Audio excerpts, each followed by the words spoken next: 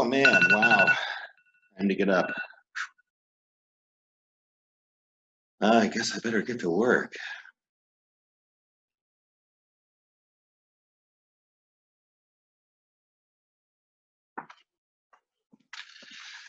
Well, uh, I'm glad I got enough sleep. So now I feel prepared and rested, and I'm ready to face the day.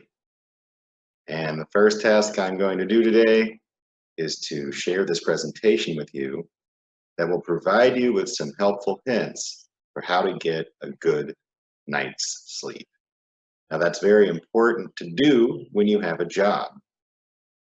Watch the presentation. When we get together, we will discuss the topic and talk about how important sleep is to your success at work and any questions that you might have about sleep.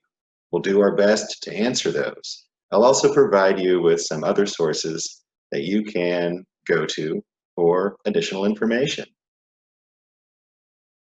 Project Search UTMC presents helpful hints for good sleep.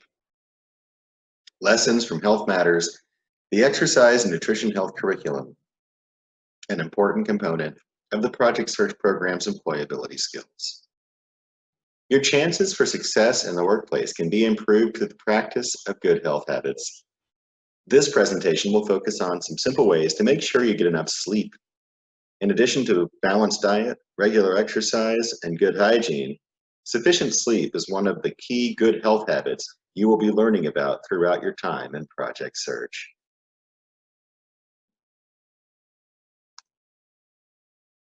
Our first hint: drink or eat less of anything that contains caffeine or other stimulants. So what foods and drinks contain caffeine? My guess is that there'll be some foods and drinks that you really like that have a lot of caffeine. And now I'm not telling you never to drink or eat these things, certainly not, but you need to think about how these things could affect your ability to get enough sleep.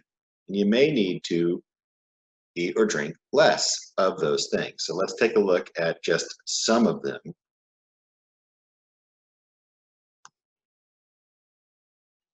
So we have coffee.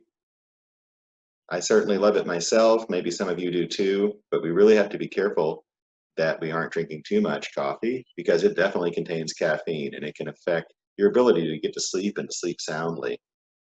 And then, soft drinks. I know a lot of you like your soft drinks. Now, I would advise that you drink, if you feel like you just have to have soft drinks, try to find some versions, some varieties that don't have caffeine. Those are out there, and those might be better choices if you find that you have difficulty sleeping. So you may try something without caffeine and see if that helps at all. And then, chocolate. Chocolate does contain caffeine. I'm a big fan of chocolate myself, but I know that I have to be careful. I definitely don't eat chocolate every day. I save it for special occasions, because among many other things, eating too much chocolate can affect your sleep negatively. And number two, try to get up at the same time every morning. So this is a really good way to make your sleep more regular and more satisfying. If you have an alarm, use it even on the weekend. And go to bed at the same time every night. That can be pretty challenging. Things can come up in life that can, a lot of times it's, let's be honest, it's television shows and that kind of thing where we just think to ourselves, oh, just one more episode on Netflix, or, but I just want to stay up and watch the late night talk show, or whatever it is that's your thing. Try not to let those things interfere with your sleep.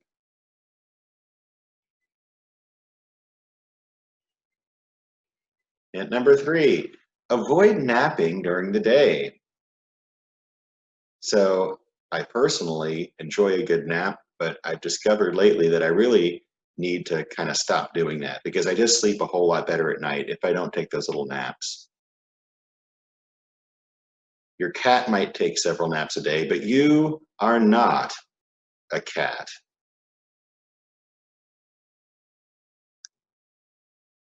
Hint 4, exercise every day. This one should be easy. You should exercise every day for the good of your health overall anyway.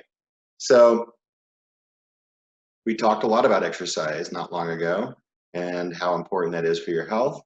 So if you're doing that every day, and here I'm talking about exercising to the point that you are exerting yourself. You should maybe sweat a little bit. You should be able to tell that your heart rate has increased. So really good, significant exercise every day can help you sleep better at night.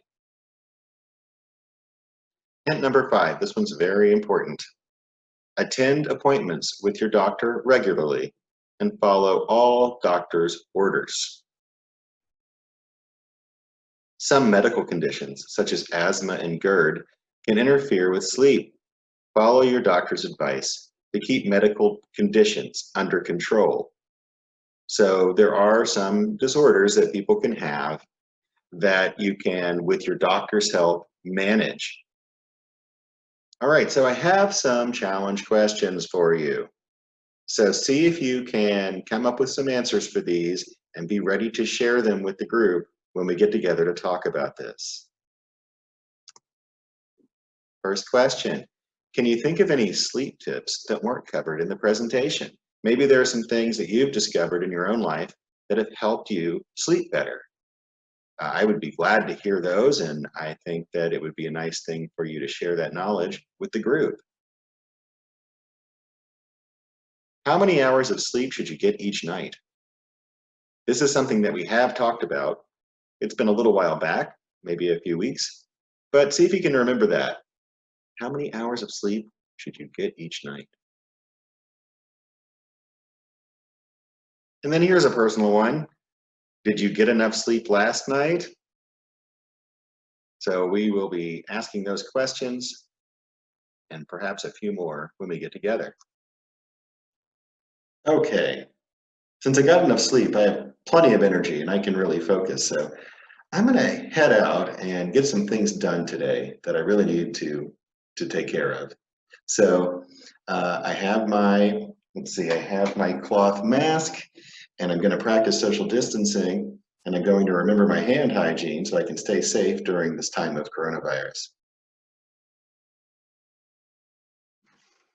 See you soon. Project Search.